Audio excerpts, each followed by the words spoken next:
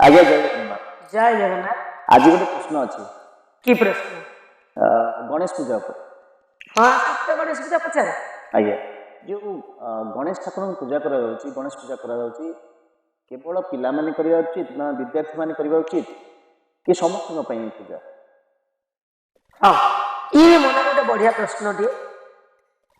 जे गणेश पूजा को आम परिवार लोक भावी था जे केवल ये जो पिला माने स्कूल रे कॉलेज रे पाठ पढ़ुଛନ୍ତି कौन सी इंस्टीट्यूट रे पाठ पढ़ुଛନ୍ତି केवल बोधे से माने गणेश पूजा करवा दरकार किंतु सुमन भाई तुमरी कथा मु समस्त को कहबी जानी जीवन रे जदी बाधा अछि जीवन रे जदी विघ्न अछि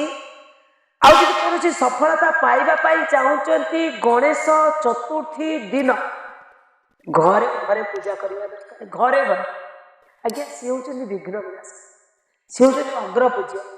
बिना गणेश को पूजा करी आपण कौन सफलता पाइबे देखिए आपण आगे गणेश पूजा स्टार्ट हम तापर विश्वकर्मा पूजा तापर गोटे गोटे पूजा आरंभ गणेश पूजा होची अग्र पूजा जेहेतु प्रथम पूजा गणेश पूजा आम केमिति करबा आ किपरि पालन करी आमे ताकर कृपा आशीर्वाद प्राप्ति करि परिबा जेतेबेले भगवान स्वयं विष्णु महालक्ष्मी को विवाह करने स्थिर हो समस्त को नियोता गला किंतु गणेश को माने व्यक्तिगत भाव में देले कहले मैं शिव को कह दी समस्त आसुचन नारद आसिक पचारे कहले गणेश कहीं आसिले समस्त आसिले गणेश कहीं आसिले विष्णु भगवान कहले मैं तो शिव को कही परिवार सी आसी कि नारद जाकर पुणी गणेश पाखे पहुंचे कहले अच्छा तुमको कहीं डाकिले तो तुम्हें से जीवा कथा तुम्हें कि जीव सी बापा को जेहेतु निमंत्रण दिखाई सी मूषा को आणिक आसी पहुंचे सब जो मूषा मान छोटिया मान भगवान कहले आपको जाति माने हाँ ये घर जगी था घर जगी देखिए पड़े जिते पड़े गले नारद जाकरी देखिए समझे आए पचारे गणेश आइले से गणेश पाखे पहुंचे कहले कौन है ना मत कहले मूषारे जाकरी घर जगे जाइए ना गोटे कम कर ये मूषा को पठे दियो तुमको अंडर एस्टिमेट करेंगे ये मूषा को पठे दियो जो चक्कर जो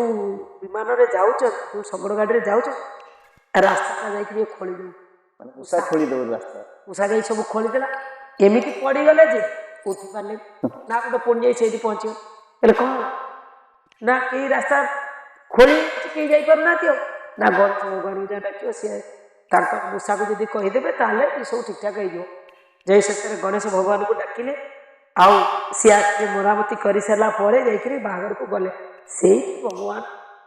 गणेश को कहले तुम्हें हूँ अग्र पूज्य कौन भी पूजा जदि वर्षक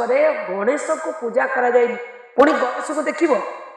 प्रति मासरे दीदी थर विनायक गणेश चतुर्थी संकट गणेश चतुर्थी दीदी थर पूजा कर विधि अच्छी किंतु संपूर्ण मोटामोटी भाव में वर्ष को गोटे थर